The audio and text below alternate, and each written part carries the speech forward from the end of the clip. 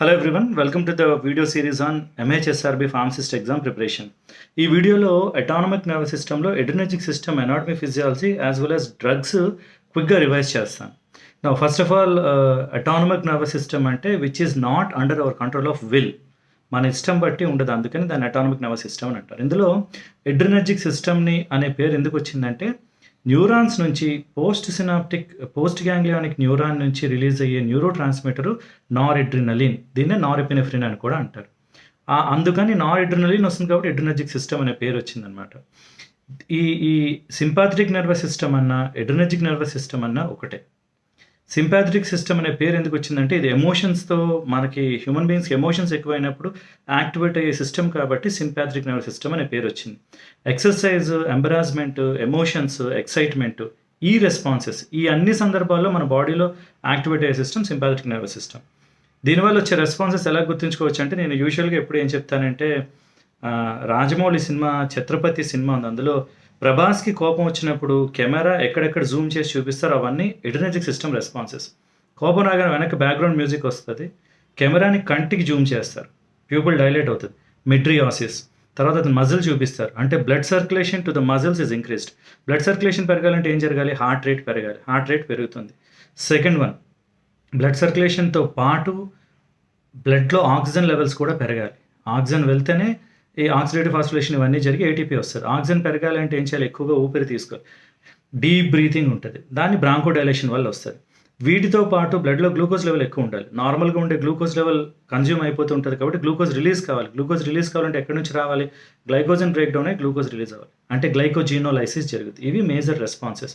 Pupil dilation, blood circulation to the muscles is increased, heart rate is increased, bronchodilation is observed, glucose levels are increase. Glucose levels increase అవ్వడానికి రెండు reasons ఉన్నాయి. ఒకటి గ్లైకోజీనోలైసిస్, అంటే glycogen break down అవడం.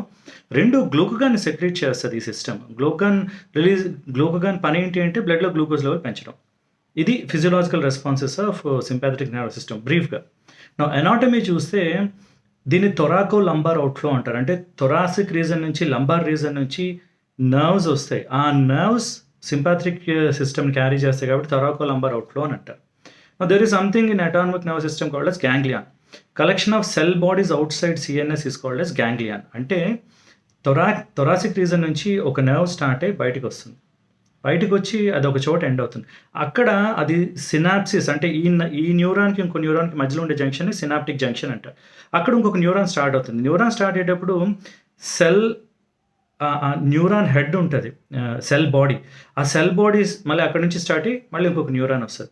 ఇలా ఎక్కడైతే cell body start అయిందో అక్కడ మల్టిపుల్ న్యూరాన్ స్టార్ట్ అవుతాయి, అంటే మల్టిపుల్ సెల్ బాడీస్ ఉంటాయి.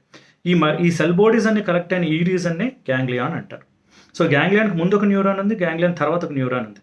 గ్యాంగ్లియాన్ ముందు ప్రీ గ్యాంగ్లియానిక్ న్యూరాన్, గ్యాంగ్లియాన్ తర్వాత పోస్ట్ గ్యాంగ్లియానిక్ న్యూరాన్. ఈ ప్రీ గ్యాంగ్లియానిక్ న్యూరాన్ ఈ సినాప్టిక్ క్లెఫ్ట్ దగ్గర రిలీజ్ చేసే న్యూరో ట్రాన్స్మిటర్ ఎడ్రినర్జిక్ అయినా కోలినర్జిక్ అయినా ఎస్టైల్ కోలిన్ న్యూరో ట్రాన్స్మిటర్ ఏ రిసెప్టార్ మీద యాక్ట్ చేస్తుంది అంటే ఎడ్రినర్జిక్ అయినా కోలినర్జిక్ అయినా నికోటినిక్ రిసెప్టార్స్ మీద యాక్ట్ చేస్తుంది. అందుకే ఆ రిసెప్టార్స్ని నికోటినిక్ న్యూరోనల్ ఎన్ సబ్స్క్రిప్ట్ ఎన్ లేదా నికోటినిక్ గ్యాంగ్లియానిక్ ఎన్ సబ్స్క్రిప్ట్ జీ అని చెప్తారు. రైట్ నౌ ఇది ప్రీ గ్యాంగ్లియానిక్ న్యూరాన్ దగ్గర ఎస్టైల్ కోలిన్ రిలీజ్ అవుతుంది, నికోటినిక్ రిసెప్టార్స్ మీద యాక్ట్ చేస్తుంది. పోస్ట్ గ్యాంగ్లియాన్ దగ్గర రిలీజ్ చేసే న్యూరో ట్రాన్స్మిటర్ నారెడ్రినలిన్, అందుకే దీనికి ఎడ్రినర్జిక్ సిస్టమ్ అనే పేరు వచ్చింది. రిలీజ్ అయితే దేని మీద యాక్ట్ చేస్తుంది? రిసెప్టార్స్ ఆల్ఫా-1, ఆల్ఫా-2, బీటా-1, బీటా-2, బీటా-3 కూడా ఉంది, కానీ మనకి ఆల్ఫా-1, ఆల్ఫా-2, బీటా-1, బీటా-2 రిసెప్టార్స్ ఉంటాయి. రైట్, ఇవి ఎనటామికల్గా ఇది జరిగేది. మరి ఈ రిలీజ్ అవ్వాలంటే న్యూరో ట్రాన్స్మిటర్ నర్వ్ ఎండింగ్ దగ్గరే బయోసింథసైజ్ అవుతుంది. బయోసింథసిస్ చూస్తే టైరోజిన్ నుంచి స్టార్ట్ అవుతుంది. టైరోజిన్కి ఒక హైడ్రాక్సిలేజ్ అనే ఎంజైమ్ వల్ల టైరోజిన్కి ఒక OH అటాచ్ అయ్యి డోపా వస్తుంది, DOPA, dihydroxy phenyl alanine. Tyrosine, dopa రెండు అమైనో యాసిడ్స్. డోపాకి డీకార్బాక్సిలేజ్ అనే ఎంజైమ్ వచ్చి డోపాలో ఉన్న కార్బాక్సిలిక్ గ్రూప్ని తీసేస్తుంది. కార్బాక్సిలిక్ గ్రూపు అమైన్ గ్రూప్ ఉంది, కార్బాక్సిలిక్ యాసిడ్ పోయింది, అమైనే మిగిలింది, కాబట్టి దాన్ని డోపమైన్ అంటారు. వచ్చింది.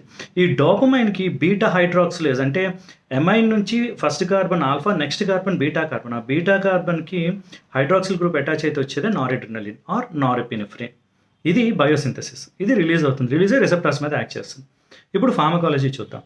మీకు ఆల్ఫా-1, ఆల్ఫా-2, బీటా-1, బీటా-2 రిసెప్టార్స్ని యాక్టివేట్ చేసేవాడిని ఎగోనిస్ట్ అంటాం, బ్లాక్ చేసేవాడిని బ్లాకర్స్ ఆర్ ఎంటగోనిస్ట్ అంటాం. నారెడ్రినలిన్, ఎడ్రినలిన్, అండర్స్టాండ్ అగైన్, ఎడ్రినలిన్ అనేది హార్మోన్ ఎక్కడ ఎడ్రినల్ గ్లాండ్ నుంచి రిలీజ్ అవుతుంది. ఆ ఎడ్రినల్ గ్లాండ్కి మన స్పైనల్ కార్డ్ నుంచి ఒక న్యూరాన్ ఈనర్వేట్ అవుతుంది. సింగిల్ న్యూరానే వస్తుంది. ఇక్కడ ఏం గ్యాంగ్లియాన్స్ ఉండవు. ఎడ్రినర్జిక్ స్టిమ్యులేషన్ మాత్రం. ఆ న్యూరాన్ రాగానే అక్కడ నికోటినిక్ రిసెప్టార్స్ ఉంటే ఆ స్టిమ్యులేషన్ వల్ల ఎడ్రినలిన్ లోపల నార్ ఎడ్రినలిన్, ఎడ్రినలిన్ రెండు సింథసైజ్ అవుతాయి.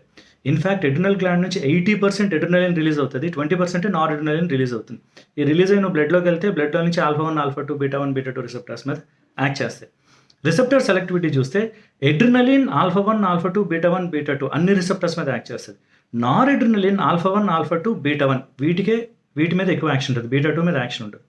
ఇవన్నీ రిసెప్టర్స్ మీద యాక్ట్ చేస్తాయి కాబట్టి నాన్ సెలెక్టివ్ యాక్షన్ అని అంటారు. సో ఇప్పుడు ఆల్ఫా రిసెప్టర్ ఎగోనిస్టులకు వస్తే అగైన్ మీకు సెలెక్టివ్, నాన్ సెలెక్టివ్ అని ఉంటాయి అన్నమాట. సెలెక్టివ్ విషయంకి వస్తే ఆల్ఫా-1 రిసెప్టర్ని యాక్టివేట్ చేసే డ్రగ్స్ ఏంటంటే ఫినైలెఫ్రిన్, నాఫాజోలిన్. ఈ ఫినైలెఫ్రిన్, నాఫాజోలిన్ చాలా వైడ్గా నాజల్ డీకంజెస్టెన్స్లో వాడతారు, మనం ఇన్హేలర్స్ ఇవన్నీ. ఎందుకు అంటే ఆల్ఫా రిసెప్టర్స్ని యాక్టివేట్ చేసేది వాసో కన్స్ట్రిక్షన్ చేస్తే, వాసో కన్స్ట్రిక్షన్ చేస్తే ఈ కంజెషన్ అనేది తగ్గుతుంది, అందుకు వాటిని వాడతారు. ఇవి ఆల్ఫా-1 ఎగోనిస్ట్. ఆల్ఫా-2 కొంచెం డిఫరెంట్ మెకానిజం. ఆల్ఫా-2 సెంట్రల్ న్యూరాన్లో ఏ న్యూరాన్ నుంచి రిలీజ్ అవుతుందో ఆ న్యూరాన్ మీద ఆల్ఫా-2 రిసెప్టార్స్ ఉంటాయి. సో రిలీజ్ అయిన నారెడ్రినలిన్ కానీ ఆల్ఫా-2 రిసెప్టార్ మీద యాక్ట్ చేస్తే అది feedback inhibition, biosynthesis of norepinephrine ఆపేస్తుంది. అంటే రిలీజ్ ఆఫ్ నారెపినెఫ్రిన్ తగ్గిపోద్ది. అంటే ఆల్ఫా-2 ఎగోనిస్ట్ క్లోనిడిన్, మిథైల్డోపా, అందుకే నారెడ్రినలిన్ స్టిమ్యులేషన్ తగ్గించడానికి వాడతారు. తగ్గిస్తే బీపీ తగ్గుద్ది, అక్కడ వాడతారు. సో ఆల్ఫా ఎగోనిస్ట్లో ఆల్ఫా-1, ఆల్ఫా-2. నా బీటా-1 సెలెక్టివ్గా బీటా-1 రిసెప్టర్స్ హార్ట్ మీద ఉంటాయి. సో బీటా-1 రిసెప్టర్స్ మీద యాక్ట్ చేసి డోపమైన్, డోబ్యూటమైన్ హార్ట్ రేట్ పెంచుతాయి. బీటా-2 రిసెప్టర్ సెలెక్టివ్గా బ్రాంకియల్ టిష్యూ మీద ఉంటాయి. బ్రాంకియల్ టిష్యూ మీద యాక్ట్ చేస్తే బ్రాంకో డైలేషన్ వస్తాయి. సాల్బ్యూటమాల్, టర్బ్యూటలిన్, సాల్మెట్రాల్, ఫోర్మెట్రాల్, బాంబుట్రాల్ అని ఈ డ్రగ్స్ అన్ని ఆస్మా, సిఓపిడిలో యూజ్ చేస్తాం. ఇవి ఎగోనిస్టులు. ఎంటగోనిస్ట్ విషయానికి వస్తే ఆల్ఫా నాన్ సెలెక్టివ్ బ్లాకర్స్ ఉన్నాయి. ఫినాక్సిబెంజమైన్, ఫెంటాలమైన్, టాలజైన్ అని. ఇవి ఫియోక్రోమాసైటోమ్ అని కొన్ని డిసీజెస్లో మాత్రమే వాడతారు. సెలెక్టివ్ విషయానికి వస్తే ఆల్ఫా-1 రిసెప్టర్ని బ్లాక్ చేస్తే బ్లడ్ వెజల్ డైలేట్ అవుతుంది. డ్రగ్స్ ఏంటి? ప్రజోసిన్, టెరాజోసిన్, టామ్సిలోసిన్, ఆల్ఫజోసిన్. వీటన్నిటిని బీపీని తగ్గించడానికి వాడతారు. బెనైన్ ప్రాస్టేటిక్ హైపర్ప్లాజియా అనే డిసీజ్ తగ్గించడానికి కూడా వాడతారు. BPH, benign prostatic hyperplasia. Alpha two different. Alpha one alpha two ఇందాక యాక్టివేట్ చేస్తే ఏమైంది? నారెడ్రినలిన్ రిలీజ్ తగ్గిపోయింది. ఇప్పుడు మీరు బ్లాక్ చేస్తే నారెడ్రినలిన్ రిలీజ్ పెరుగుద్ది. కొన్ని డ్రగ్స్ ఉన్నాయి, యోహెంబేన్, మిర్టాజిపైన్ అని. మిర్టాజిపైన్ అనే దాన్ని యాంటీ డిప్రెసెంట్గా కూడా వాడతారు. ఇంతకుమించి పెద్ద యూజెస్ లేవు. బీటా విషయంలోకి వస్తే beta non selective blockers propranolol, pindolol, timolol ఈ డ్రగ్స్ ఉన్నాయి. ఇవి నాన్ సెలెక్టివ్ అంటే బీటా-1, బీటా-2ని కూడా బ్లాక్ చేస్తాయి. సో ఆస్మా ఉన్నోళ్ళకి ఇవి ఇవ్వకూడదు. అదే సెలెక్టివ్ విషయానికి వస్తే ఎటినోలాల్, ఎస్మోలాల్, మెటోప్రోలాల్ ఇవన్నీ selective drugs. So cardiac diseases అన్నింటిలో సెలెక్టివ్గా వాడుతుంటారు. ఇది beta one blockers, beta blockers. Beta two selective blockers butoxamine అని ఒకే ఒక డ్రగ్ ఉంది, కానీ అది క్లినికల్గా వాడతారు. అంటే నార్మల్గా బీటా-2 రిసెప్టర్ని బ్లాక్ చేస్తే ఏమవుతుంది? బ్రాంకియల్ రిసెప్టర్స్ బ్లాక్ అయిపోతాయి, డేంజరస్. అందుకే క్లినికల్గా వాడరు, ఎక్స్పెరిమెంటల్గా వాడతారు బ్యూటాక్సమైన్ అనేది. సో అగైన్ బీటా బ్లాకర్స్కి చాలా థెరపటిక్ యూజెస్ ఉన్నాయి. ఏంటంటే థెరపటిక్ యూజెస్ అంటే హైపర్టెన్షన్ తగ్గించడానికి, యాంజినా పెక్టోరిస్ని తగ్గించడానికి, అరిథిమియాని తగ్గించడానికి, సిహెచ్ఎఫ్లో కూడా కొన్ని సందర్భాల్లో బీటా బ్లాకర్స్ వాడతారు. సో ఇది ఓవరాల్గా ఎడ్రినర్జిక్ system, pharmacology as well as physiology. I hope this is useful. All the best.